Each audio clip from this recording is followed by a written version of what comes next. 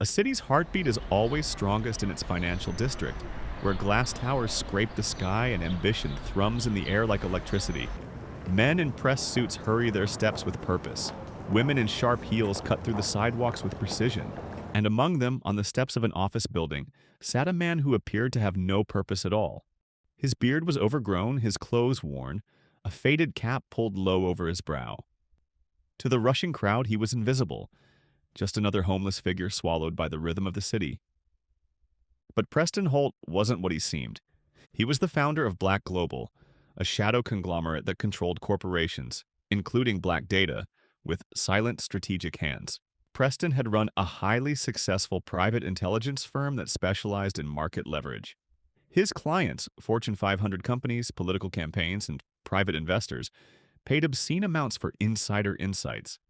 Not illegal information exactly, but the kind that could tilt negotiations, predict competitor moves, or influence boardroom decisions. Black Global's business primarily collected intelligence and secrets to acquire, dismantle, or dominate other companies. If Black Global can't acquire a target, it will crush it. Preston's current project requires seeing the world stripped bare, from the ground up. He needed to know how people behaved when they thought no one of consequence was watching. He needs to know what the undercurrent of the business is. Who were the key players? What were their relationships? And how did Black Global fit into the puzzle? Posing as a homeless man in high-traffic corporate areas gave him unparalleled access to the unfiltered behavior of executives, staff, and clients as they entered and exited buildings. Who ignored him? Who slipped him money? Who argued on the phone? Who whispered secrets without realizing someone was listening? It was all information. And Preston was a master at connecting dots others didn't even see. On one cold, blustery morning, Preston positioned himself near the steps of Black Data's building. Black Data is one of the wholly owned subsidiaries of Black Global. Hidden in plain sight, Preston noticed her, Amara Thompson. Amara is a strikingly beautiful, single woman in her late 30s. She is poised and carries herself with self-assurance that barely conceals her perpetual exhaustion caused by her demanding career. Her eyes told the story of someone who had carried too much for too long, yet still kept moving forward. Amara dedicates nearly all of her time in her work. She has ambition and goals that can only be achieved with hard work and sacrifices. Amara worked at Black Data as a project manager, working her way up from being an intern. Amara is at the top of her game because of that. Her days were covered in spreadsheets, tight deadlines, problems to solve, and conference calls. Amara is a respected and steady professional on her way up the corporate ladder. Amara, in a rush to get out of the frigid temperature, approached the revolving glass doors of Black Data. Her hands gripped a piping hot coffee in her clenched hand as her eyes fell onto Preston. Preston sat with his parka pulled tight around his body in a futile attempt to retain body warmth. He had a paper cup at his feet that contained a few coins at the bottom. His posture wasn't the slouch of a struggling, defeated homeless person, but instead, his back was straight and his gaze was sharp, as though he was studying the world rather than surviving it. Preston called out in Amara's direction, Miss, excuse me, miss, could you please spare something? I didn't get to eat yesterday. Behind Amara were a pair of stilettos that clicked quickly and impatiently. Amara, do not do it. Do not give that person money. It's probably a scam and management hates when we get too close to, people like that. That was Giselle Thorne, Director of Acquisitions at Black Data and Amara's boss. Giselle is rigid, commanding, rude, and ruthless. Giselle's words always sounded like suggestions wrapped around commands. Amara hesitated only for a moment before kneeling and handing Preston her coffee. Careful, sir, it's very hot, but at least it will warm your hands. Preston's sharp eyes softened. He was surprised that someone so beautiful and polished would feel compassion for a homeless stranger. Thank you. Thank you, miss. Truly. Wait, let me give you this. Amara reached into her tote bag and brought out a granola bar. She pressed it firmly into Preston's hand. The act of kindness was simple, uncalculated, and genuine. Preston accepted the granola bar, concealing the flicker of curiosity that stirred inside him. You didn't have to. It's just a granola bar. I wish I had more to give. She rose and hurried inside, unaware that her small act of kindness had just shifted the path of her life. Preston Holt was no man down on his luck. He was powerful and observant, and Amara Thompson had just become someone worth noticing. Inside the Black Data building, ambition gleamed as bright as the polished floors. The work environment was competitive. It was every professional for themselves. Non-performers were quickly terminated, and overachievers were rewarded. Amara settled at her workstation, bracing for another day under the sharp, bullying leadership of Giselle Thorne. Giselle was a vision of cold corporate power, an unfriendly, raven-haired commander in a tailored suit. As the director of acquisitions, Giselle moved through the world like she owned it. Perfect makeup, 6-inch heels clicking like a metronome of confidence, and a laugh that could cut through any conversation with its wicked undertone. She was charming to those above her, but ruthless to those she saw as beneath her. Giselle had no patience for Amara's careful, collaborative approach. Where Amara valued detail, Giselle sneered at delay, because according to her, being careful was for whiny wimps. Being careful is for whiny wimps. Where Amara sought harmony, Giselle thrived on control and scare tactics. If Amara was quiet warmth, Giselle was fire wrapped in more fire. But beneath Giselle's ruthless efficiency lay something darker, an agenda she kept buried under layers of charm and intimidation. Giselle used her razor-sharp demeanor to keep colleagues at bay, scared to question her actions and decisions. From his post outside, Preston watched the building's rhythm. Most people ignored him, some sneered, and a few dropped coins without ever making eye contact. But Amara was different. She looked at him as though he mattered. Preston's notebook was filled with observations like who barked orders, who earned loyalty, who smiled only when the boss was near. Preston's disguise gave him more than invisibility. It gave him data, the kind people never thought to hide in front of the invisible. Amara began to occupy more of his notes, more of his thoughts. Later that same day during lunchtime, Amara ventures outside hoping to see Preston again. She couldn't continue working in her warm, comfortable office, knowing that Preston was outside, cold and hungry. Preston's keen and observant eyes spot Amara immediately emerging from the chrome and glass doors holding 2 piping hot coffee cups. Miss Coffee? Miss Coffee? Are you looking for someone? If you're going to call me Miss Coffee, you might as well have one. Preston accepted it with a nod, eyes narrowing slightly as if studying her. Not many people stop twice. The first time can be guilt, but the second time means something else. Do you agree? Maybe I just like making sure people are warm and hydrated. Or maybe you're the curious type. Her lips curved, but she didn't answer.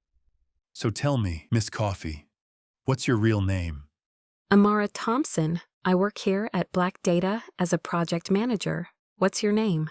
It's Preston. It's a pleasure to meet you. Can I buy you lunch, Preston? No, I was able to grab a sandwich from a generous store clerk. Can I take a rain check? Rain check, yes. I'll hold you to that. Preston smiled, surprised that Amara was sincere in her lunch offer. Days blurred into weeks. Each morning, Amara greeted Preston, sometimes with a smile, sometimes with coffee, sometimes with conversation, sharing bits and pieces about themselves. Although Preston never revealed too much about himself or his true identity. On one particular day, Giselle stormed into Amara's office, slamming a stack of files onto Amara's desk, and began berating Amara without warning. Giselle accused Amara of making several mistakes on numerous acquisition deals. Amara, you have completely dropped the ball on these acquisition deals. These errors are going to cost the company millions, and I will not take the fall for your incompetence. Giselle, there must be an explanation. I always double-check, triple-check before I submit my work. Are you calling me a liar? I'd be very careful if I were you. No, not at all. I just don't know how the errors could have been made and gotten past my triple review. I'll fix them. I'm sorry to let you down, Giselle. You absolutely will fix it. Tonight. Don't leave this office until everything is fixed. Ugh. Imbecile.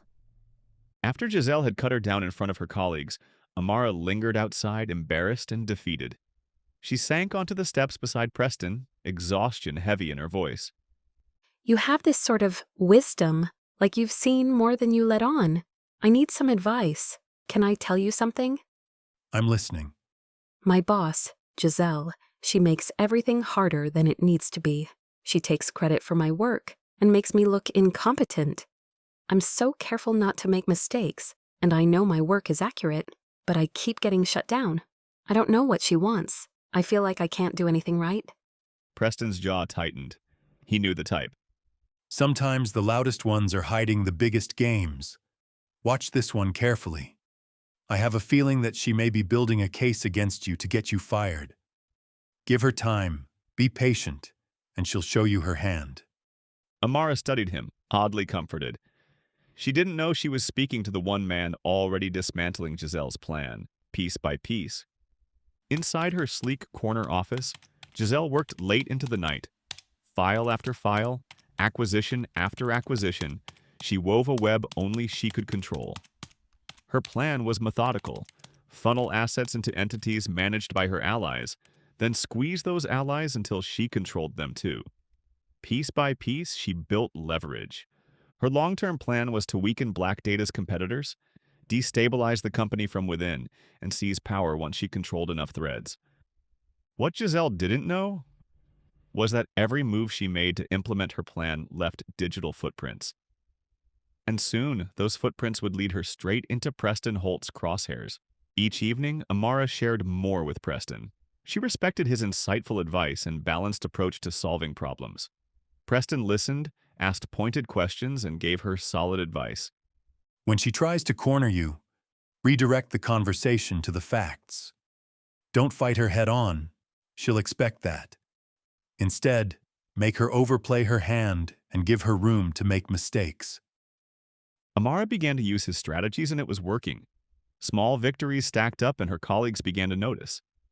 Amara's confidence blossomed. What she didn't know was that every success also strengthened Preston's counterplan. One night, Preston asked Amara for a favor. I've been trying to understand how people like Giselle work. Maybe there's something there that we could use, but I can't see what's behind closed doors. Would you trust me enough to show me her office? Just for a few minutes? After hours? Amara hesitated. Trusting Preston made no sense. She barely knew him. And yet, something in his steady gaze made her nod and agree to grant his request. That night, she led him inside the office and led him to Giselle's office. Once alone in Giselle's office, Preston's posture straightened. His hands moved with practiced precision, accessing Giselle's computer, downloading files onto a concealed device. Amara hovered near the door, nerves taut, never noticing that Preston had taken nearly everything. Among the files were falsified acquisition reports, shell company transfers, forged financial documents, and a trail of correspondence that hinted at something larger: fraud reaching federal levels. Preston's chest tightened and anger pulsed through his veins, but he concealed it so not to alarm Amara. Preston concealed the drive into his coat and made sure he left no trace of evidence that he was there. Amara thought she had simply helped a desperate man understand a ruthless boss. She had no idea she had just handed Preston Holt the key to dismantling Giselle Thorne. Preston worked in secret, feeding Amara the tools she needed to put the squeeze on Giselle and her plan. In their quiet evening conversations, Preston coached Amara for meetings, offering subtle tactics that disarmed Giselle's sharpest attacks. Amara followed his advice, and when Giselle tried to back her into a corner, Amara leaned on facts, redirecting the room's attention with surgical precision. Giselle grew increasingly hostile, piling on mountains of work with impossible deadlines. Amara found herself clocking 14-hour days. The pressure was crushing, but instead of breaking, Amara sharpened.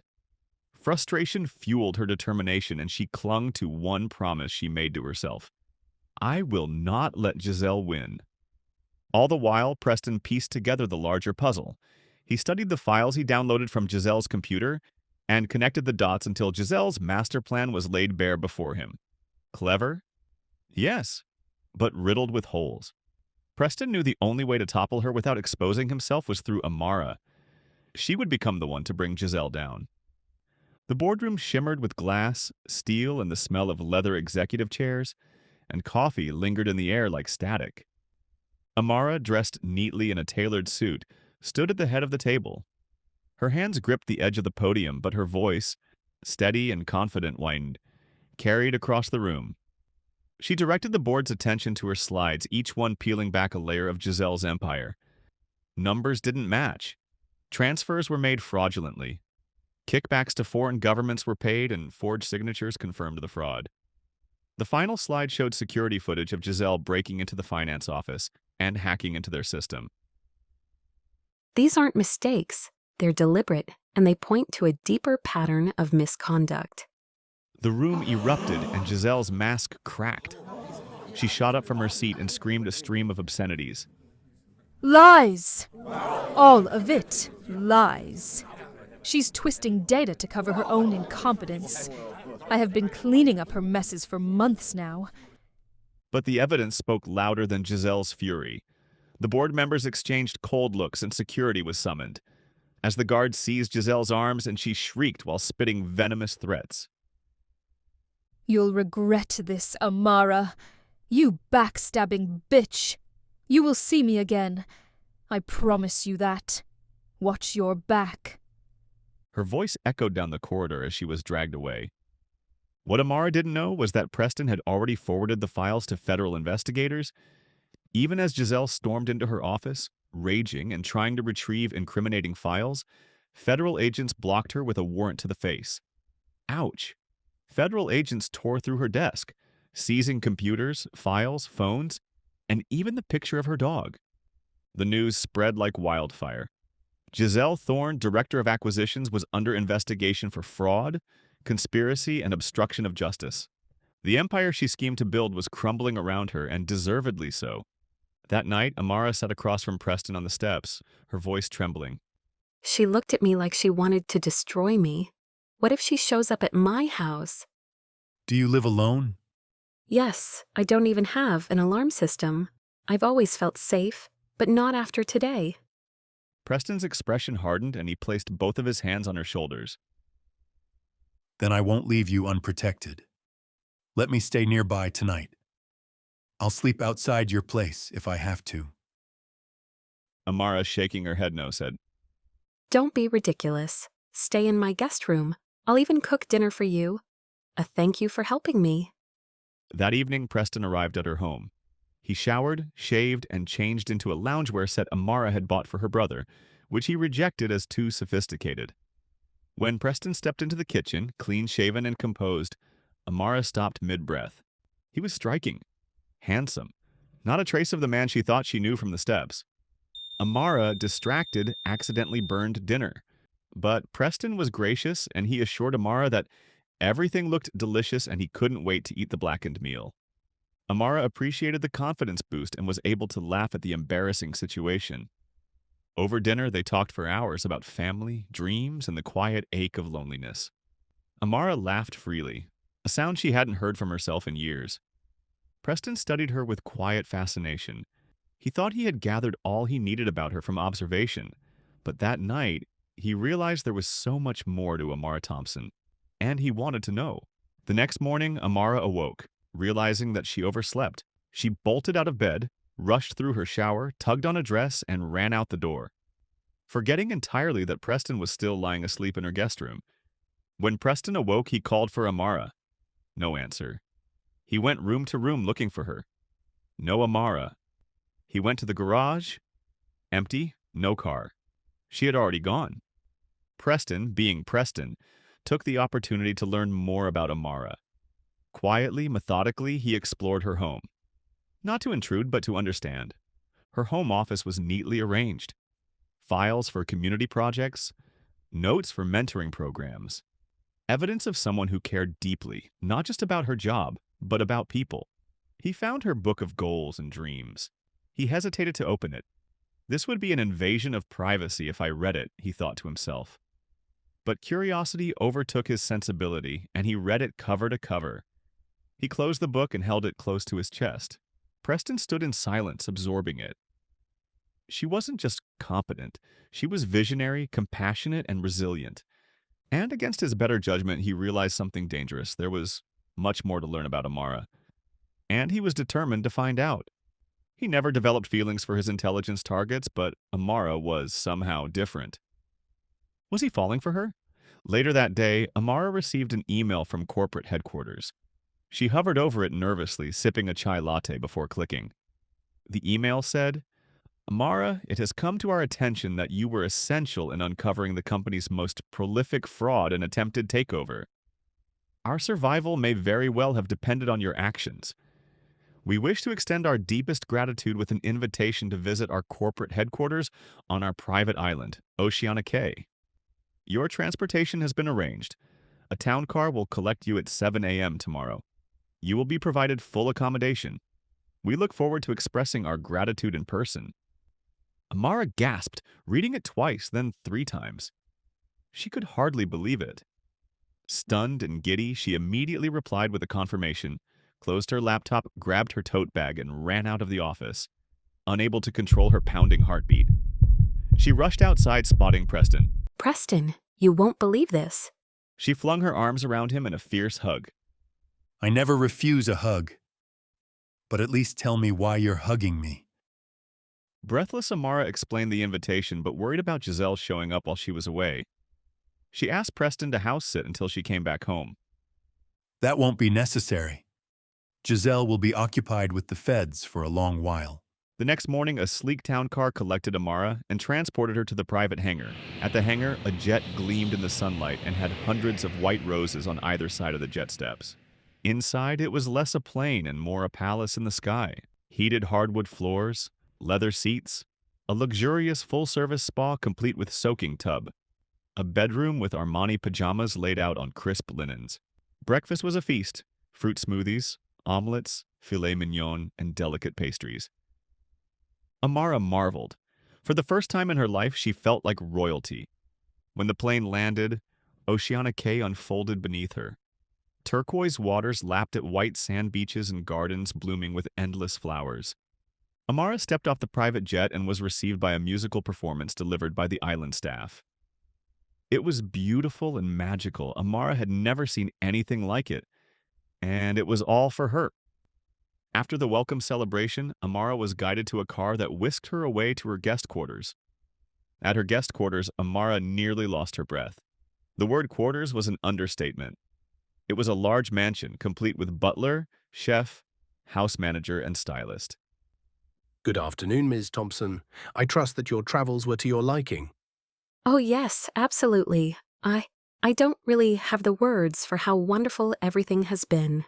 The welcome celebration, the kind staff members, this mansion, and the flowers. Oh, the flowers. We aim to please here at Oceana Cay. Beauty is our #1 asset. Ms. Thompson, may I take your bag? Of course, please. May I offer you a cocktail while Chef Bertrand puts the finishing touches on your lunch service? Yes, please. Brilliant. I shall have it brought to your dressing room. Amara walked the halls in awe, the scent of lemon and gardenia in the air. The mansion was expertly designed with a roaring ocean view, massive swimming pool, and tasteful furniture. Her stylist dressed her in a flowing caftan, preparing her for lunch by the pool.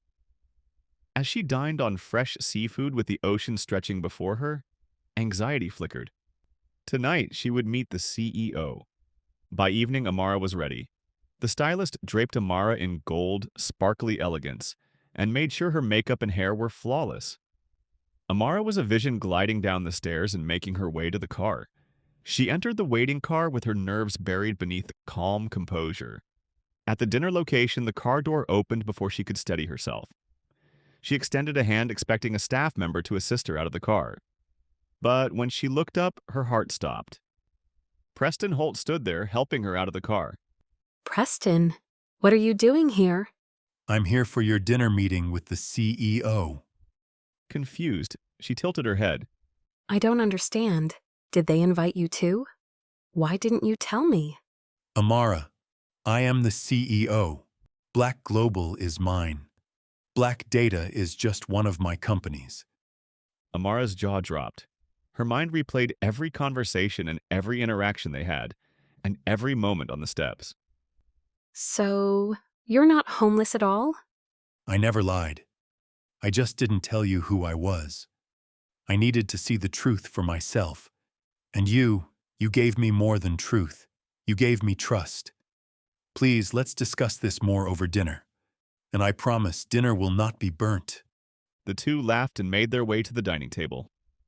Over dinner, Preston revealed Giselle's broader scheme, the federal charges, and how he had guided Amara quietly from the shadows. And in the process, I found myself drawn to you. The two lingered over their meal, conversation flowing, laughter slipping easily between them. What had begun on the city steps was no longer just chance. They were growing as friends, or as something more. Amara awoke on Oceana Cay to the sound of waves breaking against white sands. The island seemed to hum with life. Birds sang in the distance. Palm fronds swayed in rhythm with the breeze. It felt like the start of new beginnings. The staff treated her like royalty, and breakfast was served on a terrace overlooking the turquoise sea. Fresh papaya, warm croissants, and coffee so rich it was almost sinful.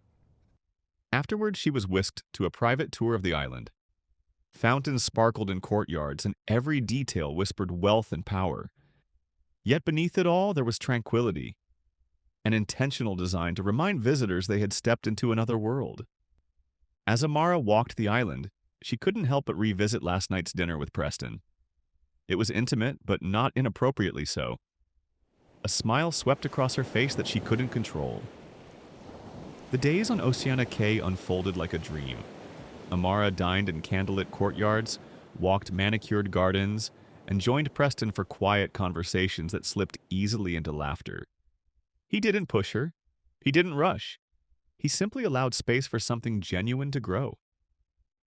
For Amara, it was a revelation, to be seen, valued, and cherished, not for her role, not for what she could deliver in a meeting, but for herself.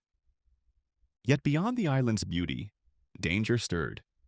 Far away from Oceana Cay, Giselle Thorne was anything but tranquil. In a federal holding cell, she paced like a caged predator. Investigators presented evidence, transfers, shell companies, and forged signatures. Giselle deflected, her voice dripping with disdain. You think a few pathetic files scare me? Ha! You're playing a game where I created the rules. Even behind bars, she manipulated. She sent coded messages through her attorney, whispered threats into phone calls with witnesses and her dwindling allies. The world might think her finished, but Giselle vowed to never surrender. When one investigator pressed her too hard, she leaned across the table, her smile chilling. You don't understand. Men like Preston Holt think they've won when they've only woken the beast. I will not go quietly. And I will not forget Amara Thompson. She's not the innocent little girl who clawed her way up from being a precious, hard-working intern. Oh, no. No, no. She's got secrets. Back on the island, Amara and Preston walked hand in hand along the beach. The waves whispered promises. The stars stretched endlessly above. The moon hung low, scattering silver light across the waves. For a moment, the world was perfect. For a while, they spoke of trivial things. Childhood memories, favorite books, and the comfort of routines. But as the waves lapped at their feet, Amara's voice softened. I've always worked hard, but never felt seen. Giselle made sure of that. You've seen me, Preston, more than anyone. Preston's gaze lingered on her. His voice was quiet, almost a confession. When I started this, it was just business. A disguise. A way to understand people. But with you, I found something I didn't expect. You remind me of why integrity matters. Why people matter. Their hands brushed as they walked. Amara didn't pull away. Neither did he. For the first time, both felt the possibility of something beyond power and survival. Something fragile, but real. The tension between them lingered like static in the air. They stood at the edge of the water, the ocean stretching out into infinity. Amara turned to him, her eyes catching the moonlight. I don't know what this is, Preston, but I feel it. So do I. His hand lifted, brushing a strand of hair from her face. The moment stretched, suspended between fear and longing. And then slowly, inevitably, he kissed her. It wasn't rushed, it wasn't reckless, it was steady, certain. The kiss of a man who had finally found something worth breaking his own rules for. When they pulled apart, Amara's cheeks flushed, her breath unsteady. What happens now? Preston smiled faintly, his eyes softer than she'd ever seen them. Now, we take our time. Whatever this is, it deserves patience. Neither of them knew that a shadow was already moving against them, plotting, waiting. Their story was only beginning. But so was Giselle's revenge.